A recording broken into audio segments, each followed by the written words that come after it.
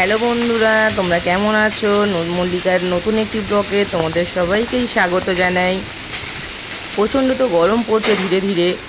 কি জানি এবছর কি হবে। 2024 সাল থেকে তো সবাই বলছে 2025 সালে খুব গরম পড়বে। জানি না কি যে হবে। আমারও ছোট বাচ্চা। যাই হোক, তোমরা তো জানোই আমি আগের দিন টমেটো তুলেছিলাম কাঁচা। তা দাদাভাই বললো আজকে একটু কুচো মাছ দিয়ে রান্না করো। তা আমি কুচো মাছ পাচ্ছিলাম, কিন্তু মিক্সড কুচো পাচ্ছিলাম, জানো ঠিকভাবে আমি মৌটি চুনো পাচ্ছিলাম না। তাই অনেক দিন পরে আজকে পেলাম। আমি তো তুলেছিলাম টমেটোটা শনিবার, তোমাদেরকে আমি দেখিয়েছিলাম, কিন্তু আজকে বারে রবিবার, যেদিন তো পাবো সেদিনই রান্না করব বলো। তাই আজকে আমি পেয়েছি, তাই আজকেই রান্না করছি।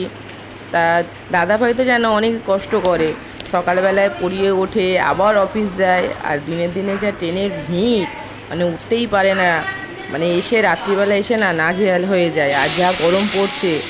তাই ভাবলাম আজকের টক জাতীয় রান্না করব। তা আমি কোনো সময় তো যেন করিনি এই রান্নাটা, তাই আজকে দেখি রান্নাটা করে কেমন লাগে।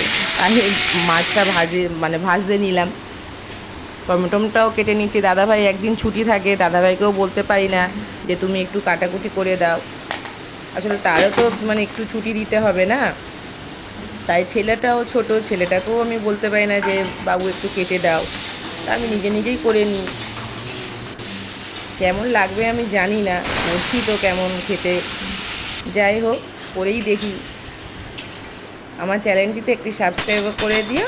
Tata, bye bye, good night.